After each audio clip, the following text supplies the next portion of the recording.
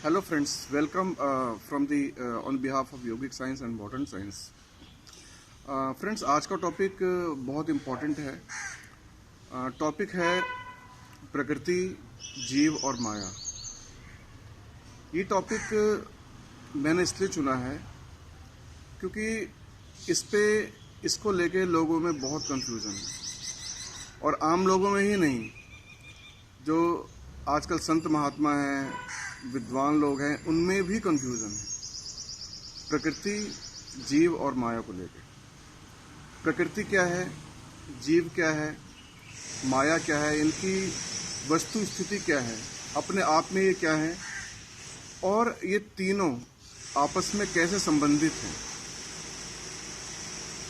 तीसरी बात, क्योंकि हम सब जीव हैं, हम सब अपने आप को जीव कहते हैं, हम लोग जीव कहलाते हैं, तो जीव का वास्तविक स्वरूप क्या है, और जीव का इस प्राकृतिक व्यवस्था में क्या कर्तव्य है, या उसको क्या करना चाहिए कि उसको एक तो अपने स्वरूप का ज्ञान हो, और ये जो पूरी व्यवस्था है, पूरे सृष्टि की जो व्यवस्था है, उस व्यवस्था में उसको अपनी वस्तु स्थिति का पता लगे।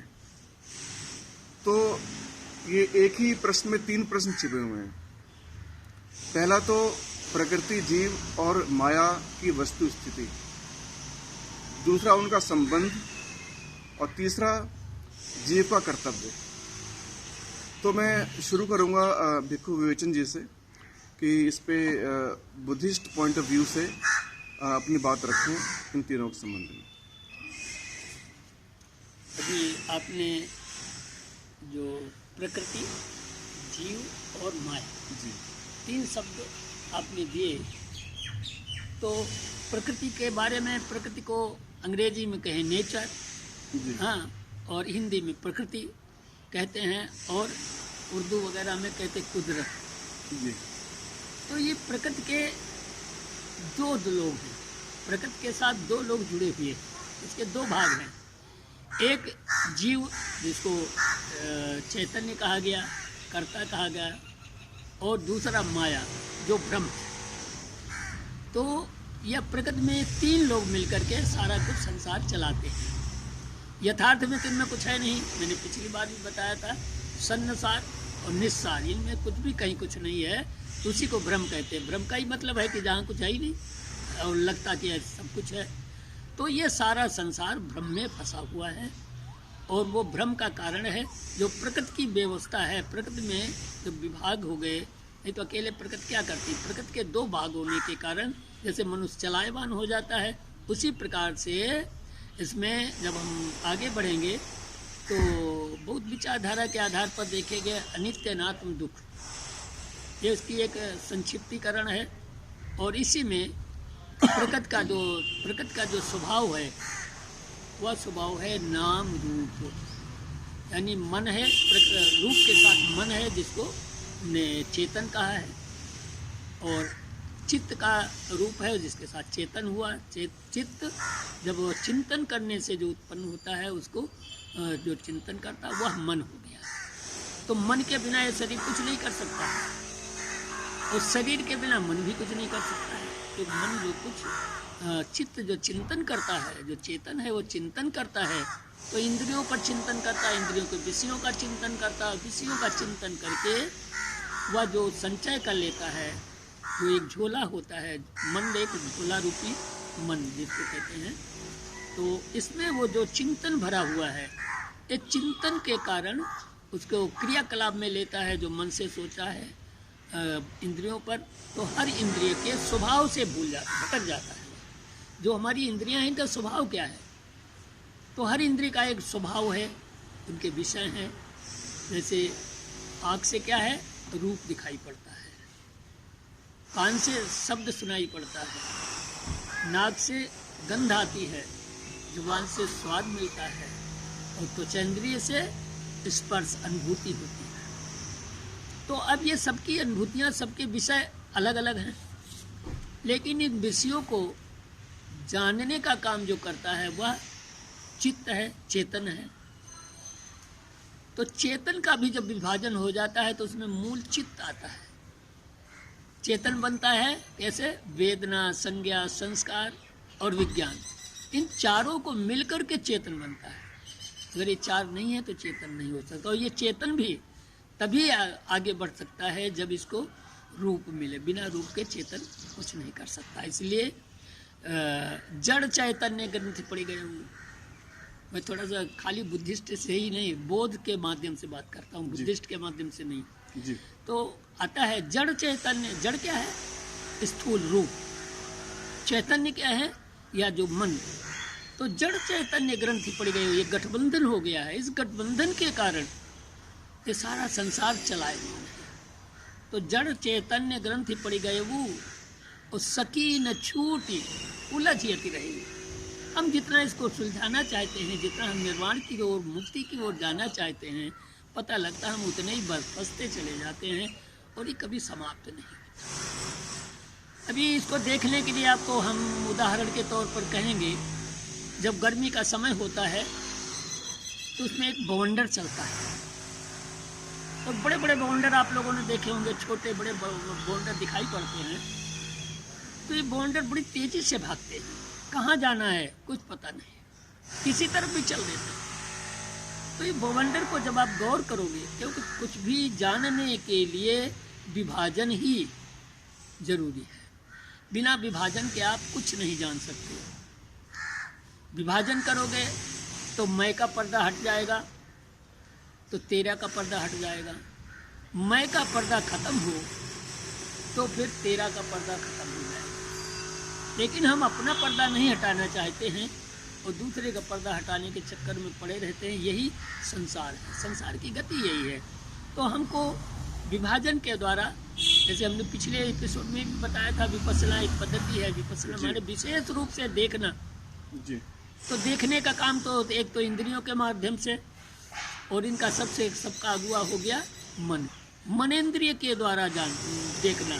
तो मनेंद्रिय के द्वारा कैसे? आँख की तरफ थोड़े देखोगे, लेकिन वो भी सब मिला हुआ है। चारों इंद्रियों को मिल कर के हमने जो एक एनर्जी तैयार हुई है, जिसको मन कहते हैं, तो मन के द्वारा हम इन सब चीज़ों को आसानी से देख सकते हैं। जब आँख से देखने की एक सीमा है, कान से सुनने की एक सीमा है, हर इंद्रिय के विषय को करने की एक सीमा है। लेकिन मन सबका संग्रह है, इसलिए असीमित मन इन सारी चीज़ों को जानने में समर्थ है और गहराई से गहराई तक जाने में समर्थ है। और जहाँ जहाँ तक संग्रह दिखाई देता है वहाँ तक ये जाने में समर्थ है। और अंततोगत्वा एक उदाहरण से कहते हैं, समझे आप, एक तोता था, सभी लोग जानते हैं तोते को। तो गर्मियों के दिनों में चला तो उसने जंगल में देखा कि एक सेमल का पेड़ है और सेमल के पेड़ में बड़े रंगीन, बड़े लुभावने फूल खिले हुए हैं। तो वो एक डाल पर बैठ गया फूल के नज़दीक और उसने सोचा कि जब ये फूल है कितना सुंदर है और जब इसमें फल आएंगे तो कितने सुंदर होंगे, और फल जब पकेगा तो कितना मीठा होगा, कितना सुंदर होगा। तो चलो थके मांदे तो कोई बात नहीं, इस फूल को देखते हैं, फूल के फल को भी देखेंगे और फल के बाद इसका रस चखेंगे। और इस आशा से वह वहाँ रहने लगा। तो ये आशा अटके रहे वाली गुलाब के मूल जैसे कहते हैं ना, तो उसी तरीके से ये तोता उस पेड़ पर निवास बना लिया। और धीरे धीरे उसने देखा कि वो फूल अपना रंग बदल गया और उसकी जो सुंदरता थी वो बदलती चली गई और फल का रूप लेता गया। अब जब फल का रूप ले लिया तो पका, और पकने पर भी अब वो जल्दी से टूट नहीं रहा है, गिर नहीं रहा है। तो उसने एक दिन बहुत जब उतावला हो गया, इंतज़ार की सीमा टूट गई, तो उसने चोंच मार दिया, उस फल में चोंच मार दिया। तो चोंच मारते ही उसका सारा धुआं, उसकी जो रुई थी, काटन था, वो सब हवा में उड़ने लगा, बिखर गया। अब बिखर गया तो क्या करे बेचारा तोता, वहीं चोंच पटक पटक कर पश्चाताप करता है, जाने कहाँ से जाना था, कहाँ लटक गए, और जहाँ लटक गए वहाँ भी तो कुछ नहीं मिला, वो सारा हवा में उड़ गया। तो इसी तरह से प्राणी नाना प्रकार की इंद्रियों के माध्यम से चिंतन करता हुआ और उन सबको भोगता हुआ वो केवल उसके विषय पर टिकता नहीं, उसका विषय का दुरुपयोग करता है और दुरुपयोग करने के कारण वह अपना ही विनाश कर लेता है, अपना रास्ता भटक जाता है। जहाँ जाना था, जैसे पथ और पाथेय, पथ को चलाने के लिए पथ को पाथेय की बड़ी ज़रूरत पड़ती है और पथ बना है लक्ष्य को प्राप्त करने के लिए। लक्ष्य तक जाने के लिए पथ होता है और पथ के साथ पाथेय, पथ में चलने के लिए आपको ज़रूरत चाहिए। पाथेय यानी जो ज़रूरत की चीज़ें हैं वो चाहिए, वो अगर लेकर नहीं जाएंगे तो आप लक्ष्य तक नहीं पहुँचेंगे। तो वह पाथेय जो था साथ में लेकर नहीं चला और पाथेय के लालच में भ्रम में पड़ गया, तो चूँकि पाथेय की ज़रूरत थी साथ में लाया नहीं, तो जहाँ कहीं कुछ देखा खाते तो उसी में लटक गया, वही लटके तो मनुष्य भोगों में फंस जाता है। हम अपनी इंद्रियों के से जो आकर्षण है, जो उनके विषय थे, उन विषयों में मज़ा आने लगता है, तो उस मज़ा की सीमा को तोड़ देता है, यानी वो सेंटर आउट हो जाता है। और सेंटर आउट होता है तो झूला है, झूले को जब आप एक ओर ले जाएंगे, यानी सेंटर आउट किया, तो फिर वो सेंटर पर से गुजर करके दूसरी ओर चला जाएगा। सेंटर पर आएगा जरूर, लेकिन शायद सेंटर पर रुकेगा नहीं, क्योंकि आप सेंटर से डिस्बैलेंस हो गए हैं ना, एक तरफ चले गए, भ्रम की स्थिति पूरी, एक भ्रम की स्थिति पैदा हो गई। अब आप सेंटर पर रुकेंगे नहीं तो ये भ्रम टूटेगा नहीं, और जब आप सेंटर पर रुक जाएंगे तो ये भ्रम अपने आप धीरे धीरे समाप्त होता चला जाएगा। तो यह स्थिर होने पर आप जो जहाँ जहाँ जा रहे थे तब कैसा दिख रहा था और अब कैसा दिख रहा है, तो आपको द्वैतवाद आ जाएगा, दोहरा दिखेगा। पहले इधर जाने पर कुछ दिखता है, इधर जाने पर कुछ दिखता, और जब सेंट्रलाइज हो गए तो कुछ और दिख रहा है। तो दोनों को समता से जब हम देखते हैं तो उस भ्रमात्मक अवस्था हमारी टूटने लगती है। जैसे कोई सोकर जगा हुआ सपने में देखे गए सपनों को वह जागृत अवस्था में देखता है तो चिंतन करता है, वो तो सारा ब्रह्म जैसा था, अब वैसा नहीं दिखाई देता। लेकिन सोवत में राजा भयो, हाँ, और जागा तो फिर रंग, तो जैसा था वैसा ही पाने लगा, लेकिन सपने में कहाँ से कहाँ भटक गया। इसी प्रकार से मृत्यु के क्षण जब आते हैं तो भोगों का जब अंत होता है तो मृत्यु के क्षण वही प्यास जो शुरू में थी वह प्यास आज तक बनी हुई है, लेकिन जिन इंद्रियों को भोग रहा था उन इंद्रियों ने ही मुझे भोग डाला, प्यास तो कम हुई नहीं। तो फिर ओहो, ये प्यास कैसे कम करूं, कैसे पूरा हूँ, तो फिर एक नए शरीर का चिंतन करता है और नए शरीर को मिलते ही फिर इन इंद्रियों के प्रकृति को भूल जाता है और उन विषयों पर खो जाता है। माया में आया, फिर तो इसी को भ्रम को ही माया कहा गया। ये माया भ्रम है, माया महा ठगिनी हम जानी, तो जब जान पाता है तब बेबस हो जाता है ना। तो बेबस, यही बेबसता, यही प्रकृति के गुण जो हमने कहा जीव और चैतन्य। तो रूप और मन, रूप यानी शरीर, कोई काया होगी तभी मन उस पर काम कर सकेगा, और रूप नहीं होगा तो मन कुछ नहीं कर सकेगा, रूप नहीं होगा, मन नहीं होगा तो रूप कुछ नहीं कर सकेगा। मन ही तो हट जाता है तो मुर्दा ले जाके जला देते हैं। इसकी भी बड़ी टेढ़ी कहानी है, बहुत विचित्र है, और फिर पश्चाताप करते हैं, सभी लोग पश्चाताप करते हैं। अभी आपने देखो, एक थोड़ी सी भाषा में ये तो बड़ा हो जाएगा जी, छोड़िए कोई बात नहीं है। हम ये इसी विषय को हम यौगिक साइंस के दोबारा यौगिक साइंस के पॉइंट ऑफ व्यू से शर्मा जी समझ लेते हैं। आप ठीक है ना? आप कर लो, बाद में हाँ, नहीं ठीक, इसी में कंटिन्यू अच्छा है ना। तो जैसे कि महाराज जी ने बताया कि प्रकृति, तो जो हम लोग देख रहे हैं मीन्स नेचर, किसी भी हर वस्तु का नेचर है ना, वो प्रकृति हो गई, वो कुदरत हो गई, और जो करता है ना वो जीव, और जीव की जो भ्रम की स्थिति है वो माया हो गई। और यदि ये भ्रम की स्थिति टूटती है तो जीव की दृष्टि बदल जाती है। तो संक्षेप में हम ये कह सकते हैं कि महाराज जी ने ये बताया। हाँ।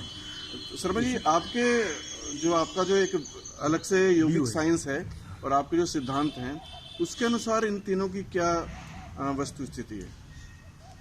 यौगिक साइंस के माध्यम से अगर जीव और प्राकृतिक और माया को देखें, जीव प्रकृति को माया को अगर हम इसको सिद्धांत तरीके से देखें तो सबसे पहले आप ये चीज़ देखें, जो गहराई में जाएं थोड़ा, ये देखें कि ये शास्त्र हैं या लोगों की जो धारणा है वो ये कहती है कि भगवान के सिवाय या आत्मा के सिवाय कुछ नहीं है। जी, आत्मा के सिवाय कुछ नहीं है, आत्मा एक है और उसके सिवाय कुछ नहीं, भगवान एक है उसके सिवाय कुछ नहीं। इसका अर्थ मैं समझाऊं या आप समझो? आप समझाइए। हाँ, हम लोग सब इसका अर्थ ये है कि वो जो आत्मा है वो इतनी बड़ी है कि उसके सिवाय कुछ नहीं है। इसका मतलब है कि वो पूरे स्पेस को कवर किए हुए है। प्रकृति का जो भी स्पेस है, जो भी दायरा कुछ है, प्रकृति का है ही नहीं। अभी प्राकृतिक नहीं है जी, नहीं, प्राकृतिक नहीं है अभी तो एक है, और वो एक इतना बड़ा है कि उसके सिवा और कुछ नहीं है। तो अब बड़े छोटे का भी प्रश्न नहीं है, बड़े छोटे क्योंकि उसके सिवा तो कुछ है ही नहीं, है ही नहीं, तो छोटे बड़े का प्रश्न ही नहीं है। नहीं तो एक है, वो एक है जी। तो एक है और अकेला है तो वो अगर उसके तुलनात्मक होता तो छोटा बड़ा कहा जाता। जी, वही मैं तुलनात्मक नहीं आया, वो अकेला है जी। तो जो अकेला है वो अपने में अगर उस दृष्टि से देखें, देखने वाली दृष्टि से देखें, बिल्कुल यथार्थ की दृष्टि से तो वो एकदम अपने में पूरा स्पेस कवर किए हुए, अर्थात वो सर्वस्व है, सबसे बड़ा है। बड़ा उसको कहा गया, छोटे के तुलनात्मक नहीं कहा गया, बड़े की इस बार कहा गया, उसके अलावा और कुछ नहीं है, इसलिए हमने उसे बड़ा कहा, इसलिए हमने बड़ा कहा, वो बड़ा है। अब बड़ा है तो इसमें चेतन भी है, चेतनता तो है। तो अब ये बताओ कि ये करेगा कैसे? जगह तो है ही नहीं, कुछ करना हो तो करेगा कैसे? क्योंकि उसके अलावा कुछ और है नहीं, एक चीज, और एक से कुछ किसी चीज का निर्माण होता नहीं, एक से ना तो होता है और ना ही वो कुछ करना चाहता है, तो वो करेगा कैसे? क्योंकि स्पेस चाहिए, तो करने के लिए स्पेस चाहिए, अदर चाहिए कुछ, हाँ, दूसरे का सेंस चाहिए, है ना? तो वो है ही नहीं, वो तो अकेला है, आगे एक आत्मा है, आत्मा के सिवाय कुछ नहीं, एक भगवान के सिवाय कुछ नहीं। अगर नहीं है तो वो करेगा कैसे? तो वो तो कर नहीं सकता, जब कर ही नहीं सकता तो वो अपने में मजबूर है, तो उसको अपने को छोटा करना पड़ेगा, अपने में ही स्पेस बनाना पड़ेगा, अपने अंदर ही कुछ ऐसी युक्ति करनी पड़ेगी, विभाजन करना पड़ेगा जी। इसका मतलब विभाजन करेगा जी। तो विभाजन करेगा तो एक तो अपना जीव अपने तरीके से अपना अंश रखेगा, तो वो छोटा हो गया, तो फिर उसका और भी मटेरियल बचा होगा कुछ चेतन, तो वो दूसरा मटेरियल बन गया। तो दूसरा जो मटेरियल बना हुआ है या जो उसमें आइटम बनी हुई है, साकार निराकार कुछ भी कहो, जो चीज़ उसमें बनी हुई है, तो जीव और साकार और निराकार ये तो बन गए, ये उसका एक भाग बन गया, एक भाग उसका बन गया, जिसे उसने ये बोला कि एक भाग मेरा बन गया, इसको मैं प्राकृतिक जानता हूं और इसमें मैं कुछ कर सकता हूं। उसने बनाया कैसे? उसने अपने को दो किया, अच्छा। अपने को दो करने की,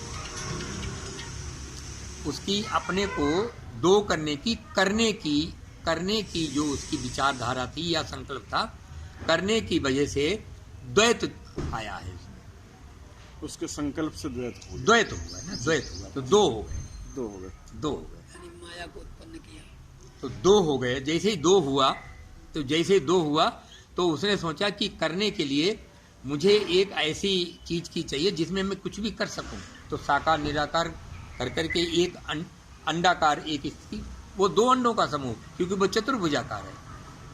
महाराज जी ने बोला ना कि उसमें चार चीजें, हम उसे चतुर्भुजाकार कहते हैं, तो वो चतुर्भुजाकार है, तो उसकी एक भुजा में निकला तो वो एक अंडा टाइप निकला, और दूसरी भुजा में निकला दूसरा अंडा टाइप निकला, तो एक अंडे का जब उसने निर्माण कर लिया एक भाग उसका आ गया, तो उसकी चेतन की प्रक्रिया जो दूसरी प्रबल प्रक्रिया थी वो उससे बाद में अलग हुई, और अलग होने के बाद उसने उसके ऊपर करने का कि कैसे तुम करोगे ये मैं तुम्हें बताऊंगा, तुम नहीं कर पाओगे, तुम नहीं कर पाओगे।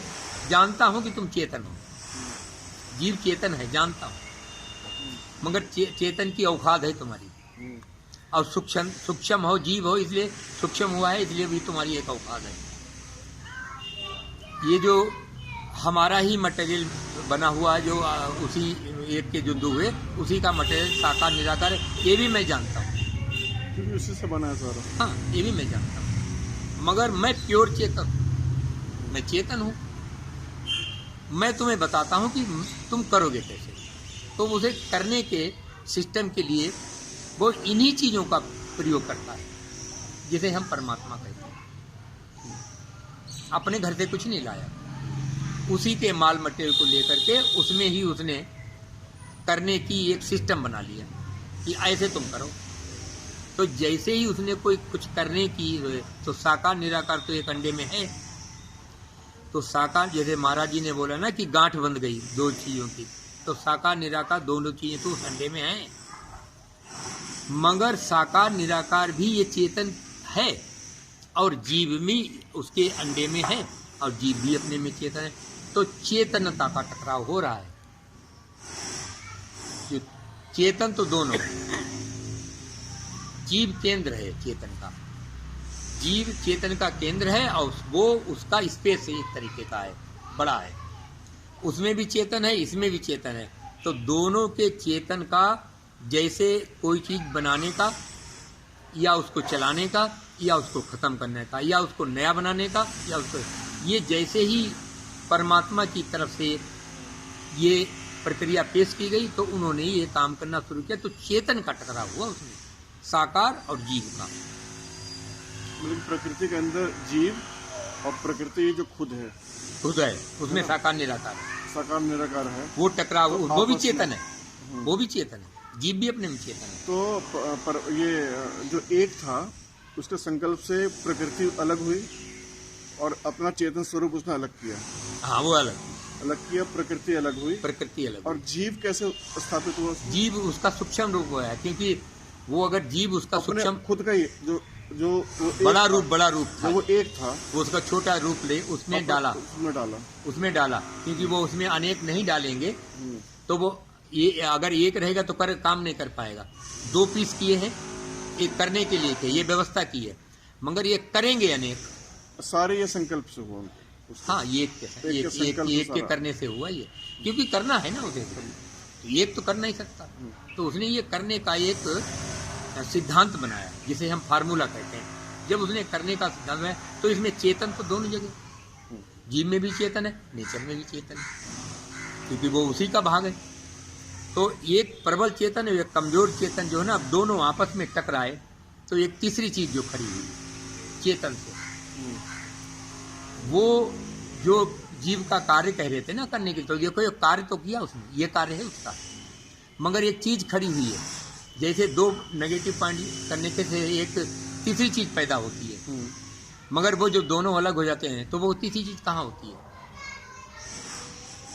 दो एक बिल्डिंग कर रहे हैं तो नेगेटिव पॉजिटिव यहाँ पे टच किया, बिल्डिंग करी, अब दोनों तारे अलग हटा दिए, तो बिल्डिंग का प्रकाश, अभी तो इतना प्रकाश हो रहा था, खत्म हो गया। तो उन दोनों के टकराव से जो चीज उत्पन्न हो रही है वो ये जगत है। और वो जब टकराव नहीं होता है, तो जो टकराव नहीं होता तो वो नहीं होता है, नहीं होता है। तो इसको, उस लाइट को जैसे आप कहोगे कि वो माया है, अभी तो थी, अभी कहाँ चली गई? अभी कहाँ चली गई? अभी तो थी। ऐसे ही हम इसको जगत को बोलते हैं, ये माया है। माया है ये किसकी है? जीव की और प्रकृति के चेतन के टकराव की, ये माया है। जैसे वहां पे वो चीज है, बिल्डिंग की अर्थ किया तो रोशनी कहाँ चली गई? यदि उनका टकराना बंद हो जाए तो खत्म, माया खत्म हो जाएगी, माया खत्म हो जाएगी। अलग अलग दोनों चीजें अलग अलग हो जाएं तो फार्मूले का बोध ही नहीं हो जाएगा, तो खत्म ही हो जाएगा, सिस्टम ही खत्म हो जाएगा। टकराओगे तब भी कोई फर्क नहीं पड़ता, नहीं टकराओगे तब भी कोई फर्क नहीं पड़ता। अरे अब तो आपको बोध हो गया, अब काहे का फर्क पड़ता है, अब काहे का आपकी सेहत पे फर्क पड़ रहा है। जब टकरा रहा है तो आप माया रूपी हो गए, और जब दोनों पॉइंट अलग हो गए तब आप माया से अलग हट करके अपने चेतन के रूप में आ गए। तो इसमें कितनी देर लगती है? तो ये चीज जो है आपके जीव, प्रकृति और उसके जीव के कर्तव्य और आपके जो माया जिसको कहा, ये चेतन की प्रक्रिया से ये दोनों में मैंने इस योगिक साइंस के माध्यम से उनको इस तरीके से आपको समझाया है। ये फार्मूला है, ये फार्मूला है। तो फ्रेंड्स, आपको योगिक साइंस पॉइंट ऑफ व्यू से भी प्रकृति, जीव और माया उम्मीद करता हूँ समझ में आया होगा। यदि समझ में ना आए तो इस एपिसोड को आप फिर देखें, और तो उम्मीद करता हूँ कि ज़रूर समझ में आएगा। प्रश्न करें, और कुछ प्रश्न हो तो कमेंट में अपने प्रश्न छोड़ें, और उन प्रश्नों का जवाब हम अगले एपिसोड में ज़रूर देंगे, क्योंकि ये जो विषय हैं काफ़ी गूढ़ हैं, सूक्ष्म हैं। सूक्ष्म इसलिए गूढ़ हैं और इसलिए जल्दी समझ में नहीं आते, क्योंकि हमारे समझने का जो ढंग है वो अलग ढंग का है। क्योंकि हम वस्तु को समझने के लिए अपना मन और दिमाग प्रयोग करते हैं किसी वस्तु को समझने के लिए, मगर यहाँ पे वस्तु को नहीं समझना है सिर्फ। यहाँ पे तो पूरा जो आपके जो आंतरिक चीज़ें हैं, बाहरी चीज़ें हैं, पूरे एक तरीके से पूरे सृष्टि को ही समझने वाली बात है। तो इसमें बुद्धि थोड़ी सूक्ष्म लगानी पड़ेगी, और जो हालांकि बुद्धि का ही विषय नहीं है, इतना सूक्ष्म है। तो एक बार समझ में नहीं आता है तो उस एपिसोड को बार देखें। कुछ प्रश्न हो तो कमेंट में ज़रूर छोड़ें, and we will definitely respond to your comments. Thank you, friends.